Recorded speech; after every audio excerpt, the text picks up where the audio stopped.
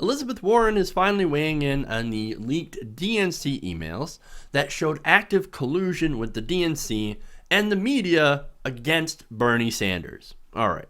So now she was speaking to a local Boston station in an interview on Sunday when she called the Democratic National Committee's email scandal an embarrassment to the nation. Now, she said she told WCVB Channel 5 in an interview that aired on Sunday, she said, quote, "What happened over at the Democratic Party, National Party, should not have happened. It is an embarrassment to the party, and it is an embarrassment to the nation." Now, look, those are some pretty strong words. And Elizabeth Warren is not known for mincing words. So she's calling out the Democratic Party. And she's also calling out Hillary Clinton. Asked her thoughts on Clinton bringing former DNC chairwoman Debbie Wasserman Schultz as her honorary chair of her 50-state program, Warren replied, "I did not understand that." She said, quote, "I think that the right thing was that Debbie Wasserman Schultz resign. I think that was appropriate. People have been fired. I think that's appropriate. We need someone to get in there and clean house." Amen, sister. Amen. But no, wait a minute. I thought Elizabeth Warren was bought. I thought she was a sellout. I thought she was nothing more than a Hillary shill. What's the deal here? No, of course not. Look, her decision to not endorse Bernie Sanders in the primary, it pissed off a lot of progressives. I know. I was mad about it. Okay? But see, here's the thing. It also pissed off a lot of Hillary supporters because she didn't endorse Hillary Clinton until after the primary was over. What we didn't see from either side is that Elizabeth Warren was getting it from both sides. See, look, I criticized her before on that issue. Okay, on that very issue.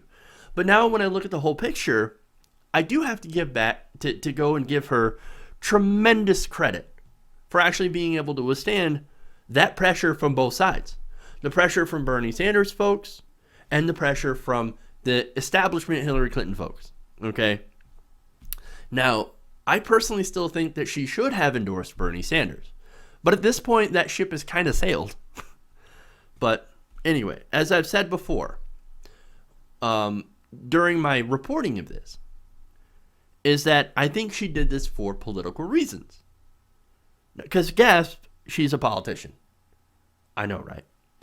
And look, that political reason is to make sure she stays off Hillary Clinton's hit list. And to also make sure that she gets important committee appointments and of course, preserve political capital in which she'll use to actually fight for progressive policies. Now, that's the same thing that Bernie Sanders was doing. Now, a lot of people are wondering, hey, why did you sell out to Hillary Clinton? Why did you endorse her? When you were so critical of her during the primary, why'd you just turn around and abandon your base like that? Why would you do that? Well, there's a couple of reasons. For one, he doesn't like Trump. That's pretty obvious. If you go through his tweets, you'll notice a lot of anti-Trump. Okay? But really, the other reasons is they're political. Now, I know a lot of you might be shocked to find out, but Bernie Sanders, he's also a politician. I know, right? I know. But look, he may be the most honest and progressive politician we've seen, but he's a politician. Now, I want to give you a couple examples of how Bernie Sanders does politics. Bernie Sanders has a record of drafting bipartisan legislation and then giving the other guy credit, allowing him to put his name on the legislation. Mostly because, well, even though he's respected in Congress as a pretty nice guy, if you have Bernie Sanders' name on something, it might not get passed. Whereas if he's working with a Republican on something, for example, to help veterans, slap the Republican's name on it, there you go. It has a better chance of being passed. Okay. Now, he's also known as the Amendment King. Bernie Sanders has put in more successful amendments to pass legislation than anyone in Congress. So he knows how this shit works. Bernie Sanders is not dumb.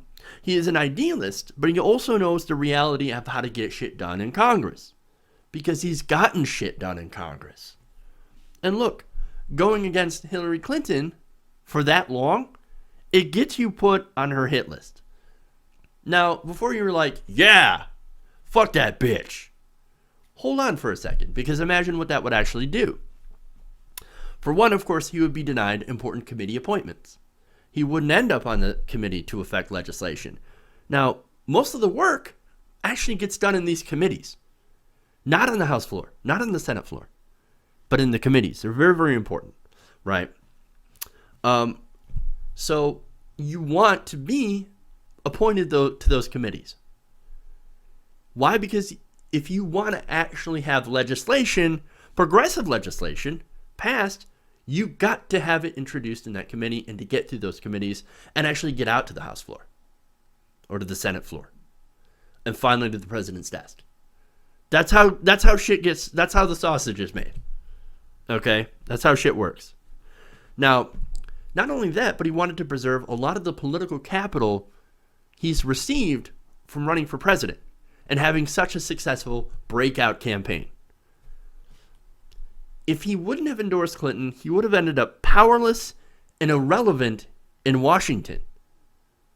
And if you're actually trying to change things to get progressive legislation through, you need to have that power. You need to have allies. You need to have that political capital. Now, in at least this way, he does retain that and has a chance to continue to push progressive policies. And unfortunately, that's the side that we do not see. The side that the media especially does not like to talk about. Why? Because it's not as sexy as running negative stories about particular candidates, as well as doing horse race politics 24/7. I could sit here and do house race politics without anything. Just put a couple of polls in front of me, and I could rattle off stuff all day. That's easy. That's kind of lazy, to be honest with you. Those are the stories that I could pick up and just be like, oh, poll? I could do those. I could do those all day. I mean, come on. There's really nothing to it. Horse race politics. But see, that's not journalism. And that shows you that the media is really not doing journalism. And an example of that is, of course, you've got, look, I should say the result of that kind of politics, kind of media, I should say, is where you end up with a lot of political polarization, where people think my candidate's a saint, your candidate is literally the devil, and we're not going to compromise anything because I can't be seen compromising with Satan. Now, the truth is, a lot of things are complicated. Politics is complicated. Much more complicated than the media will give it credit for. So, look, at the end of the day, both Warren and Sanders deserve a lot of respect and a lot of credit for actually doing what's best for progressive policies and not themselves and not their own political ambitions. To call out the DNC and Hillary Clinton while saying that we need to clean house in the Democratic Party while also being a Clinton surrogate, all that taken together takes some serious fucking balls. And I know a lot of you may have written off Elizabeth Warren, and I don't agree with that. Because I think what she's doing is showing a lot of political courage. And I know it didn't seem like that for a while. But look, to me, she's a progressive champion. She will continue to be a progressive champion. And for me, at least, that she's someone that I want on my side fighting for my values. Hey everybody, if you liked this video, then please like this video and share. And if you want to see more like this, then please